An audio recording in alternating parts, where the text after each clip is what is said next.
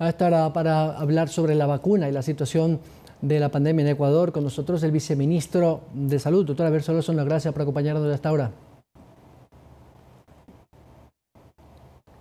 Doctor, buenos días, ¿me escucha? Buenos días, Byron. Qué gusto saludarle una vez Gracias, más. gracias, doctor. Muy gentil. Doctor, Sí, buenos días, Byron. Qué hemos re- gusto saludarle. gracias. Hemos rebasado la cifra psicológica, digámoslo así, de 60.000 contagios en Quito, lo cual preocupa y asusta a la mayoría de los quiteños. Pero esto, como usted siempre lo ha dicho, y lo ha dicho también el ministro, se debe al número de pruebas PCR que verifican que efectivamente más pruebas, más capacidad de saber quiénes están enfermos, porque hay un tema sintomático. Seguimos con esta curva sostenida en Quito. ¿Qué le dicen sus epidemiólogos? Sí, Byron, en efecto, seguimos aumentando casos porque se siguen sumando. Es correcto lo que usted acaba de mencionar, que esto también responde a la actualización permanente que se ha hecho de los casos. Recordemos que al comienzo se manejó con el sistema VIEP, que es el sistema de vigilancia epidemiológica. eh, Y el asunto es que el progresivo incremento de datos le dejó incapacitado a ese sistema porque no estuvo diseñado para COVID-19, pero ya desde el 1 de noviembre estamos trabajando con una herramienta que desarrollamos, un software que se llama COVID-19 PCR, y ahí se ingresan directamente los datos, se consolidan, los laboratorios pueden subir los datos también directamente. Antes tenían que esperar que se cree la ficha en el VIEPI, y eso es lo que rezagó la subida de datos. No es que no se procesaban las pruebas se procesaron, se entregaron resultados, pero en la consolidación de la base de datos, porque la herramienta no funcionaba para ese propósito, se produjo este rezago. Pero ya hasta este fin de mes vamos a cerrar completamente esa brecha de datos rezagados y se manejará solamente el COVID-19 PCR, como mencionaba. Doctor, ayer el titular de cartera de salud estuvo en una conferencia online con el director general de la Organización Mundial de la Salud, quien felicitó a Ecuador por el manejo de la pandemia. ¿Qué elementos o qué indicadores tiene la OMS de Ecuador para que lo felicite?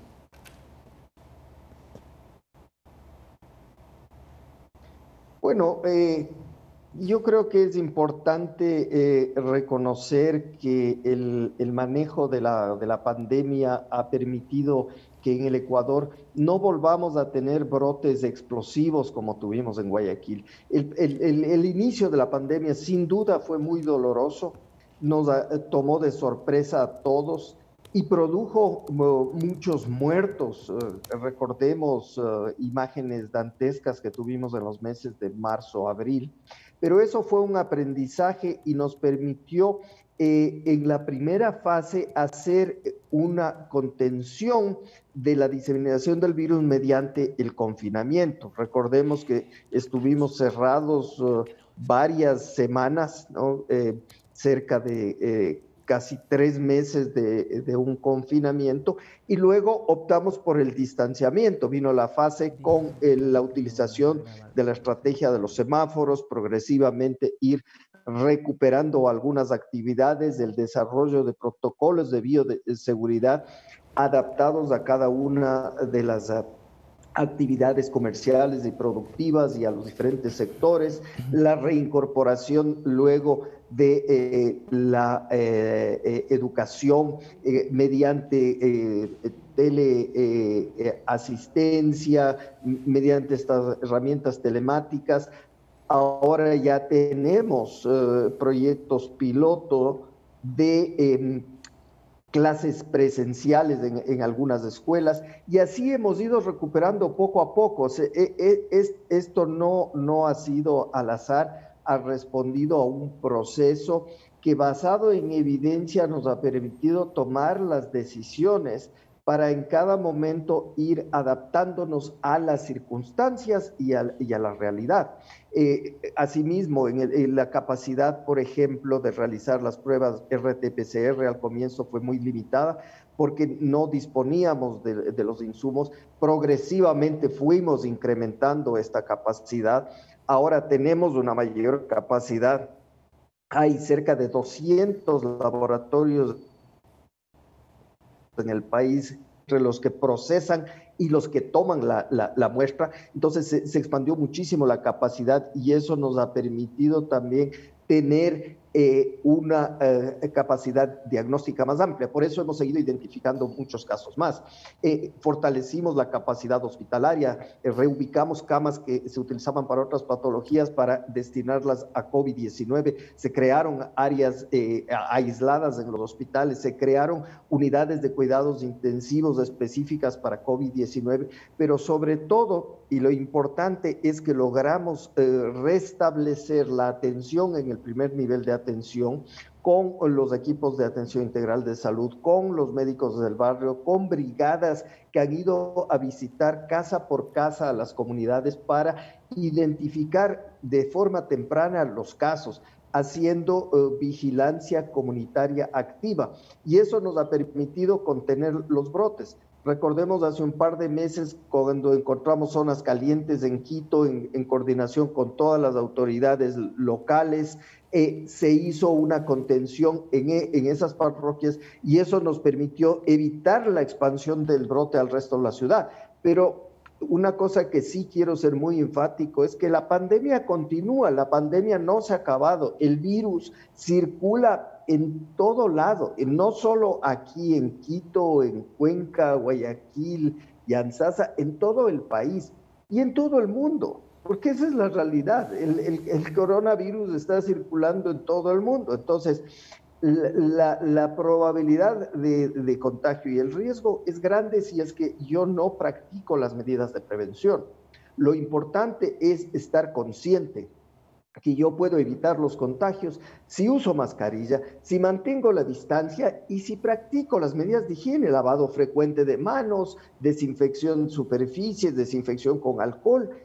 Eso es importante y evitar aglomerarse en sitios cerrados. Eso, por ejemplo, es muy perjudicial. Meterse en un lugar donde no haya ventilación natural, con muchas personas, por mucho tiempo, estamos jugando una ruleta rusa, porque ese es el escenario ideal para la diseminación del virus. La verdad es un virus impredecible y es un virus muy contagioso que no respeta ninguna condición. Escuchaba al señor Delgado el relato de lo que ocurrió con su padre, es una fiel demostración de lo que puede ocurrir. O sea, nadie tiene garantía de que si le da COVID-19 puede salir vivo o muerto, no sabemos. Como hay muchas personas que cursan una enfermedad leve, hay muchas otras que se agravan y mueren. Esa es la realidad.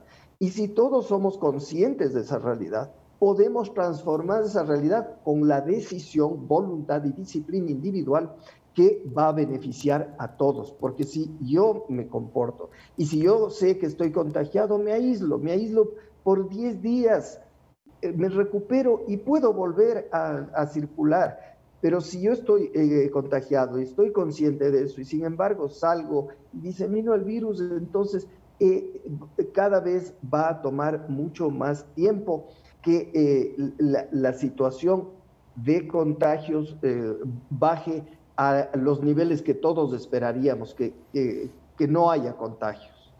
Doctor, algunos de sus colegas han dicho que la tasa de mortalidad o la letalidad, el índice en relación al número de habitantes, un muerto por cada 10.000, me parece que es la dinámica, es muy superior a nuestros vecinos. Si Colombia tiene, por ejemplo, 1.220.000 contagiados, tiene alrededor de 34.000 fallecidos. Para el caso nuestro, según las estadísticas oficiales, son ya 13.000 muertos para una población de casi 17 millones de habitantes. ¿Esto es cierto? ¿Tiene una lógica científica más que matemática de la relación de la letalidad en Ecuador más alta que sus vecinos que tienen más casos?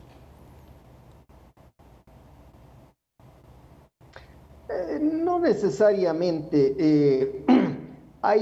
Esta es una cuestión dinámica, sí, los indicadores sí sirven para comparar. El asunto es que nosotros tenemos que ver qué hacemos para evitar las muertes. O sea, no debemos concentrarnos en cuántas muertes más vamos a tener, sino cuántas muertes menos vamos a tener. Y eso depende de cómo nosotros actuemos. O sea, lo importante, y reitero, de las medidas de prevención es que funcionan. Si nosotros actuamos de manera consciente, deliberada para practicar estas medidas de prevención, evitamos contagiarnos, y si evitamos contagiarnos vamos a evitar enfermarnos y vamos a evitar morir. El asunto es que vemos que hay una parte de la población que parece que no tiene conciencia de aquello, no capta el mensaje o simplemente no le importa, o sea, y no le importa ni su vida ni la vida del resto. Entonces, entramos también en una ruptura del respeto al derecho y a la vida del otro. Entonces, ese es un tema que sí nos preocupa. Y como dije al comienzo, tuvimos un inicio de epidemia muy severo, con un brote explosivo en Guayaquil que produjo muchos muertos. Por supuesto, hay un exceso de mortalidad porque en toda epidemia la gente enferma y muere. O sea, no podemos negar la realidad, no podemos decir que la gente no se muere. Por supuesto que se muere en una epidemia, pero por eso debemos tratar de evitar enfermarnos, porque no tenemos en este momento ni vacuna ni cura. Son dos herramientas terapéuticas que serían fundamentales para poder reducir el número de enfermos y muertos. No existe cura alguna. O sea, si alguien se enferma y de manera severa, hay un montón de tratamientos que se practican, que se intentan, pero ninguno garantiza que la persona se puede curar y que la persona puede sobrevivir.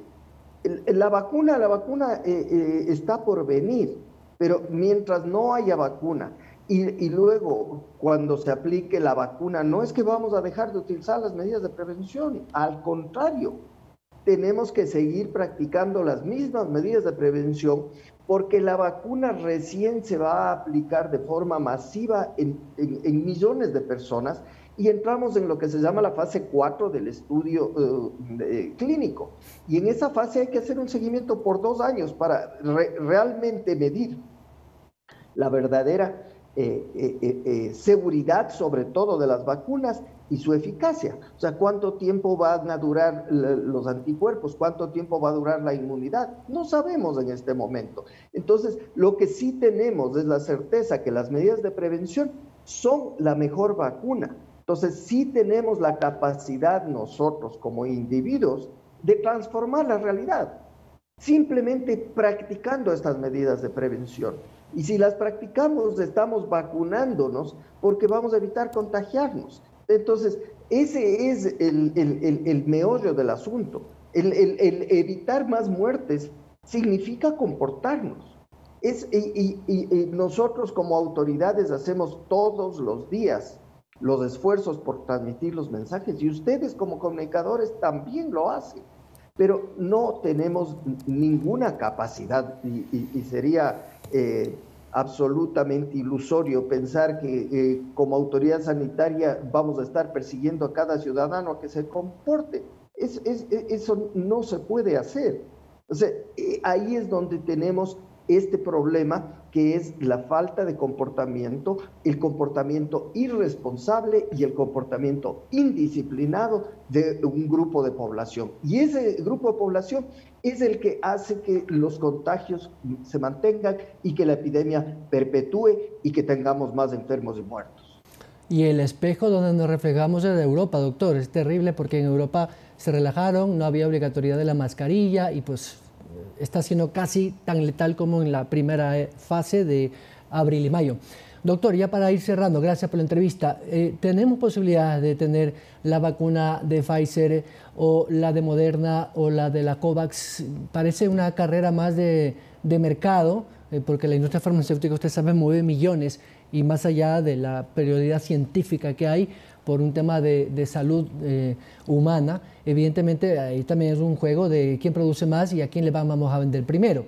¿Y qué tan difícil va a ser para Ecuador tener en el primer semestre un lote de vacunas, más allá de que ya entiendo se ha hecho un compromiso de pago? No sé si con las tres grandes, pero por lo menos entiendo lo que ha dicho el ministro, en la iniciativa COVAX sí estamos y con Pfizer, no sé si con Moderna también.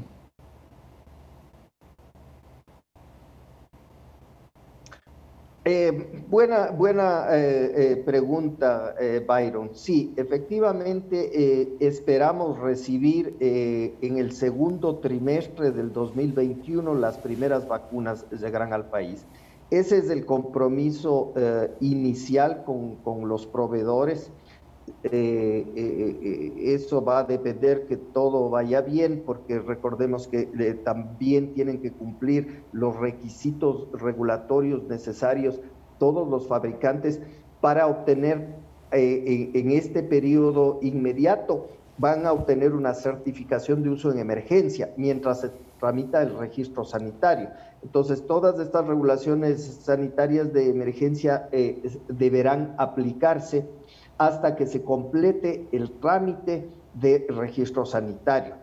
En el caso de Pfizer, estamos aspirando a que podamos recibir en el segundo trimestre del 2021. AstraZeneca también nos ha manifestado lo mismo, y con COVAX Facility va a depender mucho de cuál va a ser la primera vacuna que esté disponible, porque recordemos que COVAX Facility es una canasta de vacunas. Entonces, el momento en que esté disponible, ahí nos comunicarán.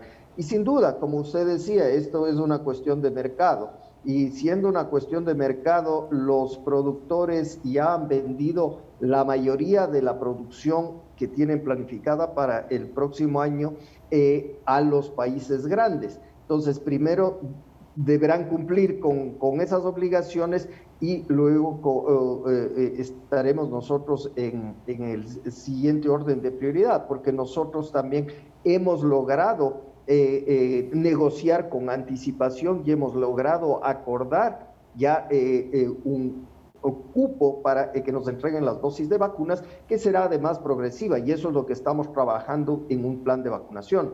Ayer tuvimos una reunión precisamente para avanzar ya en una segunda versión del plan de vacunación con los actores públicos y privados. Este es un trabajo de equipo multidisciplinario, intersectorial, en que estamos haciendo un esfuerzo conjunto por el país. O sea, esta es una visión de país, sin ninguna sesgo ni intereses comerciales, ni políticos, de ninguna naturaleza. El único compromiso, ayudar a la gente, a nuestros conciudadanos, para que tengan acceso a la vacuna de calidad y en tiempo oportuno. Como dicen en España, doctor, que Dios nos coja confesados. Esperemos estar por lo menos entre los 10 primeros de la lista, a ver si al primer semestre logramos la vacuna. Doctor Javier Solórzano, gracias. Gracias, Byron. Y tomando las últimas palabras, como dicen en España, no cometamos el mismo error de los europeos, no nos relajemos, sigamos rigurosos, disciplinados y comprometidos con las medidas de prevención. Un excelente día, Byron. Gracias a usted, doctor. El viceministro de Salud, a propósito de esta situación que vive el Ecuador, la pandemia, las posibilidades de tener vacunas para el siguiente año, que no será antes de marzo o abril. Y bueno, a esperar y a cuidarse. Sobre todo, mantengamos nuestras medidas biosanitarias en nuestro entorno familiar y nuestro entorno social.